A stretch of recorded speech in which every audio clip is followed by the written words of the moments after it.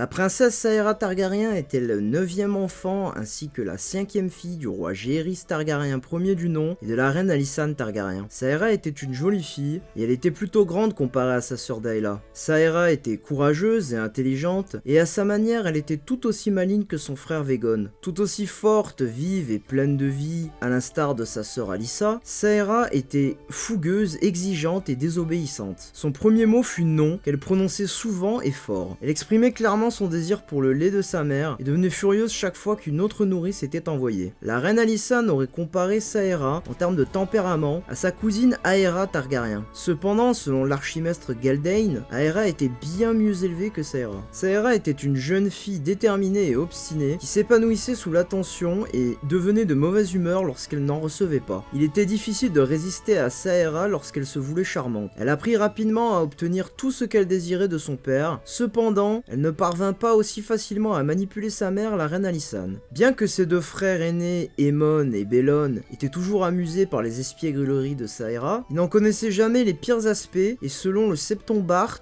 les sœurs de Saera la détestaient toutes à des degrés divers. Selon le grand maître Elissar, à l'âge de 2 ans, Saera savait exactement ce qu'elle voulait et quand elle le voulait maintenant. Cependant, selon Bart, qui observait Saera à l'âge de 12 ans, elle considérait qu'il était de son droit que tous ses besoins soient satisfaits et elle désirait être l'aînée, voire l'enfant unique du roi. Mais en tant que 9e fille avec 6 frères et sœurs encore en vie avec qui rivaliser, Saera désirait de l'attention et du réconfort, mais se retrouvait souvent ignorée. La princesse Saera est née en l'an 67 après la conquête. Elle était un enfant difficile et refusa d'être sevrée jusqu'à l'âge de 4 ans. Elle aimait également faire des bêtises et des farces. Saera glissait toujours des chats dans la chambre de sa sœur Daela, sachant que Daela avait peur des chats, et une fois elle a même rempli le pot de chambre de Daela avec des abeilles. À l'âge de 10 ans, Saera s'est faufilée dans la tour de l'épée blanche, a volé tous les manteaux blancs de la garde royale qu'elle a pu trouver et les a teints en rose. À 7 ans, Saera a appris comment se faufiler dans les cuisines, s'emparant de toutes sortes de friandises. Avant ses 11 ans, elle avait commencé à voler des boissons alcoolisées à la place. À 12 ans, elle était souvent ivre lorsqu'elle était convoquée au septuaire. Une des cibles fréquentes des farces de Saera était Tom Navé, le bouffon de la cour. Une fois, après une farce particulièrement cruelle qui blessa Tom, la septa de Saera la déclara être une enfant malfaisante. Avant même d'avoir 13 ans, Saera avait déjà eu une demi-douzaine de septa et autant de servantes. En l'an 73 après la conquête, après que ses parents eurent conclu que ses frères et sœurs, Vaegon et Daela, ne devraient pas être mariés l'un à l'autre, Saera fut brièvement envisagée comme une potentielle épouse pour Vaegon. Après avoir fleuri, Saera s'intéresse aux hommes de la cour royale. À 14 ans, elle dit à son père qu'elle voulait devenir reine comme sa mère en épousant le prince de Dorne ou le roi d'au-delà du mur. Lorsqu'elle vit un marchand des îles d'été, elle déclara qu'elle pourrait vouloir l'épouser également. Cependant, à 15 ans, elle commença à entretenir d'autres fantasmes. De par sa maison, elle pouvait avoir autant de jeunes hommes, écuyers, chevaliers et seigneurs qu'elle le souhaitait. Elle eut rapidement 3 favoris parmi tous les hommes qui l'entouraient. Jonah Mouton, l'héritier de Viergétan, Roy Connington, le seigneur de la Griffonnière, et Sir Braxton des Essaims, l'héritier de Mielbois. Pendant ce temps, 2 filles de son âge, Perianne Moore et Alice Tournebay, devinrent les amis les plus proches de Saera. Pendant plus d'1 an, les 3 filles et les jeunes seigneurs faisaient tout ensemble. Le roi Jaehaerys considérait les 3 favoris de Saera comme des candidats prometteurs afin de trouver un potentiel époux pour la princesse. La reine Alysanne n'était pas d'accord et exprimait ses doutes sur les compagnons de Saera, en particulier Sir Braxton. Jaehaerys balaya ses préoccupations, affirmant que Saera n'avait jamais été seule avec aucun de ses hommes, puisqu'elle était toujours accompagnée par des serviteurs et qu'elle ne pouvait donc pas se mettre en danger. En l'an 84 après la conquête,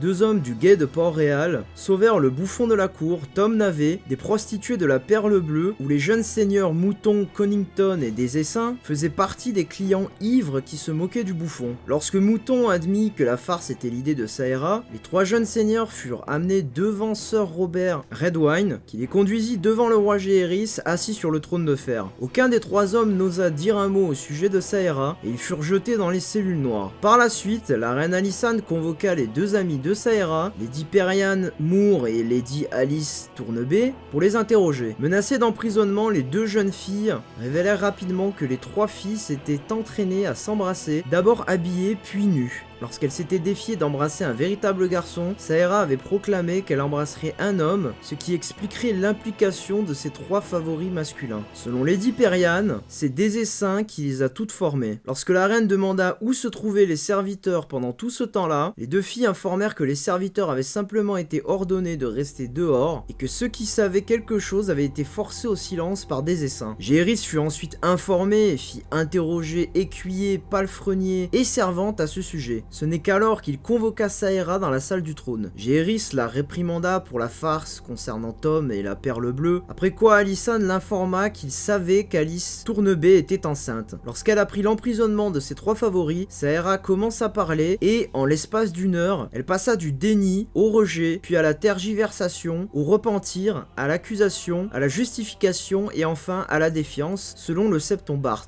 Lorsque Saera se tue enfin, Jaehaerys lui demanda s'il avait perdu sa virginité avec l'un des 3 hommes, et Saera proclama que chacun des 3 croyait avoir été le premier, disant que les garçons étaient de vrais imbéciles. Saera déclara qu'elle se marierait, mais qu'elle ne pouvait pas décider lequel des 3 serait le meilleur choix. Lorsqu'elle suggéra d'épouser les 3, elle se compara à Aegon le Conquérant et à Maegor le Cruel. Cette dernière comparaison mit en colère le roi Jaehaerys, Maegor le Cruel ayant causé la mort de 2 de ses frères aînés. Il la fit donc enfermer dans sa chambre. Elle dut être traînée là-bas par les gardes. Le jour suivant, Jaehaerys et Alysanne discutèrent avec le Septombart et le grand maître Elissar de ce qu'il fallait faire de Saera et de ses amis. Le roi Jaehaerys, furieux et honteux, répéta plus d'une fois que Saera n'était plus sa fille. Alysanne était d'accord que Saera devait être punie, mais elle émut Jaehaerys en lui rappelant que, s'il avait pu se réconcilier avec les seigneurs qui s'étaient battus contre lui et sa famille, il pouvait aussi se réconcilier avec Saera. Selon le Septombart, Jaehaerys aurait pu être disposé à pardonner Saera si elle avait obéi. Au lieu de cela, Saera s'échappa de sa chambre la nuit même et tenta d'entrer dans Fosse Dragon, mais fut attrapée par les gardiens des dragons. Enragé par cette tentative de voler un dragon, Jaehaerys la fit enfermer dans une cellule de la tour où Jonquille Sombre, le garde royal personnel de la reine, Alysanne, la surveillait à chaque instant. Les 5 complices de Saera furent également punis. Sir Braxton des Essaims demanda un jugement par combat, au cours duquel il affrontera directement le roi Jaehaerys lui-même. Saera fut forcé de regarder depuis la fenêtre de sa cellule tandis que son père tuait son amant.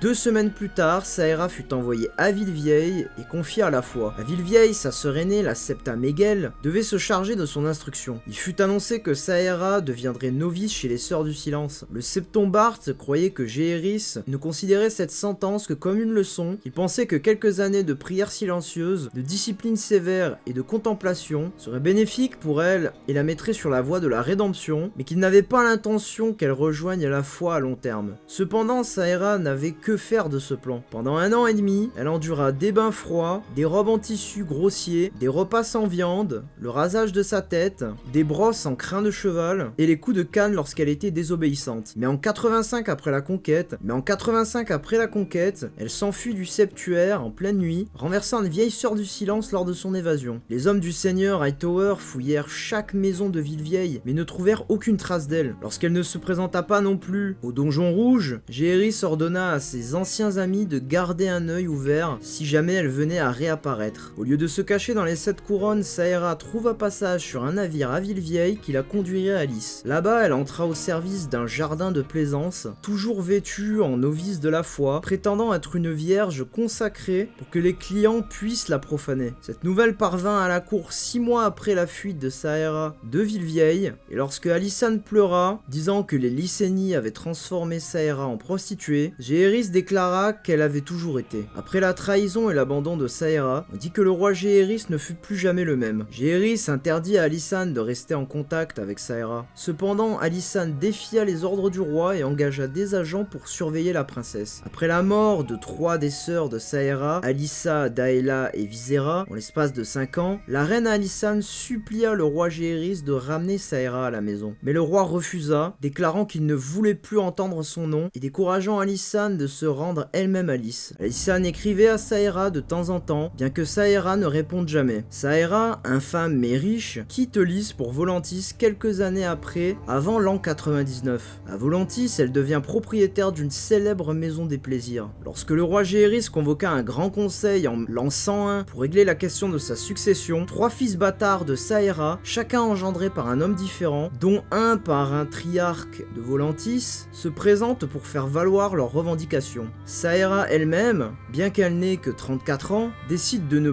pas faire valoir ses propres droits, se vantant d'avoir son propre royaume à Volantis. On disait que l'un de ses fils bâtards était le portrait craché de Jaehaerys dans sa jeunesse. Dans House of the Dragon, ce rôle est clairement repris par Hugh Marteau, qui bien qu'il est aussi un personnage dans les livres, il n'est jamais précisé être le fils de Saera, comme Hugh, qui est le portrait craché d'un jeune Jaehaerys, le fait dans la série. Dans le canon du mode Game of Thrones de Crusader Kings 3, le premier fils bâtard de Jaehaerys est nommé Maegor, comme pour essayer d'à nouveau lancer une pique finale à son père le roi, depuis l'autre bout du détroit. Toutefois, même un roi froid et calculateur comme l'était Jaehaerys n'arrivait pas à oublier sa fille au moment où son corps faiblissait. Sur son lit de mort, en l'an 103, le roi Jaehaerys confondit parfois Lady Alicent Hightower, sa jeune soignante, avec ses filles. Vers la fin, il fut convaincu qu'Alicent était Saera, revenue d'au-delà des mers. L'on ne sait pas comment et quand Saera Targaryen quitte ce monde. Est-elle encore vivante à l'époque de la danse des dragons? Sa quête, emplie de rancœur, aussi celle de l'épopée d'une princesse rebelle, lui a-t-il apporté bonheur et liberté à la fin? C'est à vous de le décider. Mais au vu de son histoire, l'on comprend pourquoi Rhaenyra, quand Criston Cole lui propose de s'enfuir avec lui à Essos, rejette cette idée. À la fin, malgré tout ce qui les séparait, que ce soit père ou fille, d'une manière ou d'une autre, ils n'ont jamais pu réellement tirer un trait définitif l'un sur l'autre. Et même si, à travers de leur relation, on observe un père et une fille brisés, on arrive quand même à percevoir l'amour d'un père à une fille,